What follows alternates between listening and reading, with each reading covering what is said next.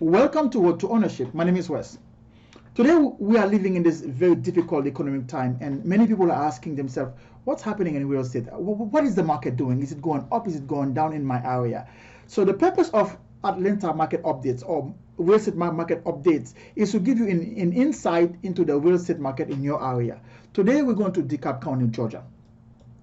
As you know, Dekalb County is one of the larger counties in the 29 county region that we call Metro Atlanta. Dekalb is one of the larger counties, and it is also part of the city of Atlanta. A sliver of the county is part of the city of Atlanta. So we intend to look at the larger areas of the region, a group of counties and a group of cities with population above 50,000 people. The median home price in Dekalb County during the third quarter 2020 was $352,000.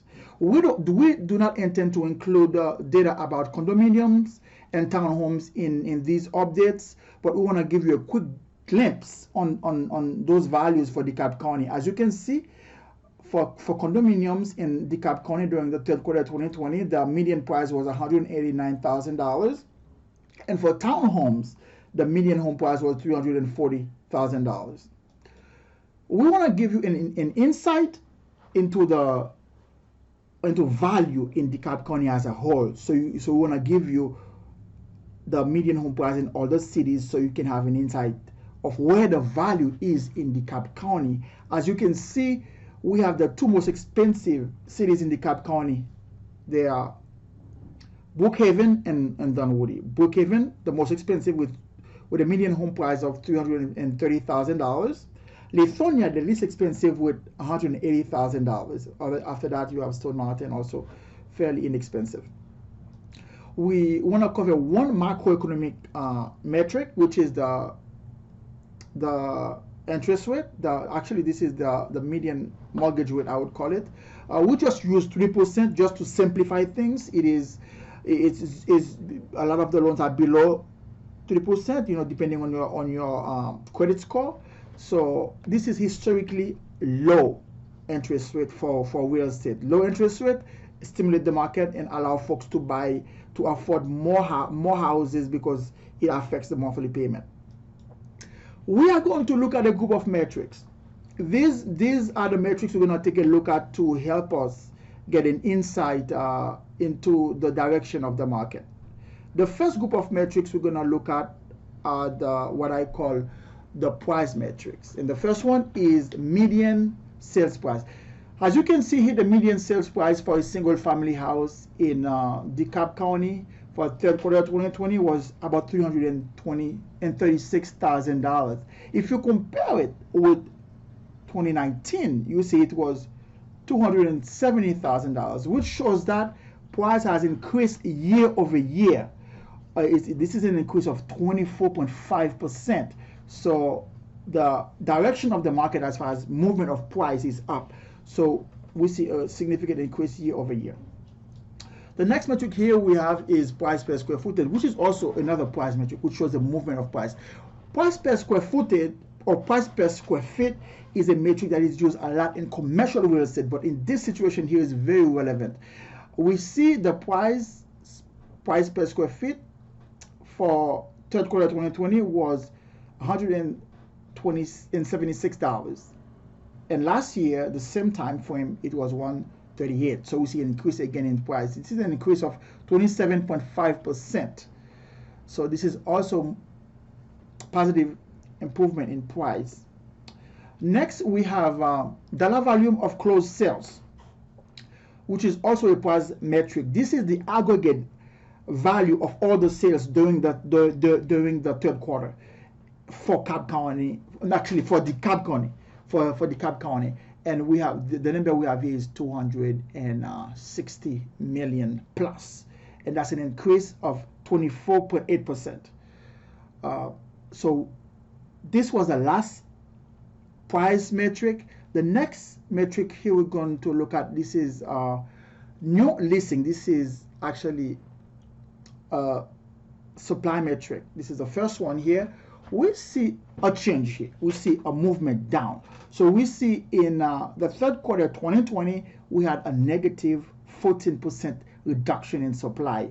So we have 800, the number is 853. Compared to the third quarter in 2019, we had 995. So this is a significant reduction in supply. So we have less houses available for buyers to buy in the marketplace. The next metric here, which is also a supply metric, is number of homes for sale. So number of homes that was for sale during the period, we see also very significant reduction here. We have a negative 40.2. So 1189 this last quarter, but last year same quarter we had 1987. So this is also a clear sign of serious reduction in supply. The next metric also is another metric that actually shows supply, is number of closed sales during the period. So this is very similar. So in spite of the fact that we had a reduction in supply during the period, we see that the number of closings was very similar because demand is very strong. So the next metric we're going to take a look at is actually what we're going to call demand metrics, which shows the demand, the strength of demand. I mean the amount of buyers in the marketplace. So this is showing per listing. Showing per listing pretty much shows you how many people came to see the average listing in the marketplace during the period, and we have an increase of 104%. So because we have less houses in the market for sale, supply is low. So each house that comes for sale have more people going out to see them because demand is pretty strong. So this period it was 9.6, but last year same time period was only 4.7. And this is the last metric, which also shows demand. So the strength of demand in the marketplace. Here we have time on the market. So how long does a house that comes for sale remains in the market before it goes under contract? And during this quarter of 2020, the third quarter of 2020, we have the number is 10, just 10 days. But last year it was 30 days. So we have a reduction of negative 66.7%, which shows that the houses come out, they fly out. And so if house come for sale and it's in good condition, it flies off the market very quickly. So this was the last metric. So we didn't take what is the takeaway here? What we see here, we see price has been increasing, which was the first set of metrics, and demand is very strong, which we just showed you last time, and we also show that supply is limited. And what does this mean for buyers and sellers? So it's very clear that we are in a seller's market because the inventory is very low. And what it means for sellers, if you have a house that is in good condition, that is priced properly, it will sell very quickly and it will sell for good value. And if you are a buyer, the good thing for you in this market is pretty much the interest rate. Because of the economic condition, the Federal Reserve Bank has reduced interest rate at historic levels, so buyers can actually buy a house and be able to afford the monthly payment because of the low interest rate. So if you can lock in this interest rate, for the next 30 years, you will be in a good position. That's the benefit for buyers.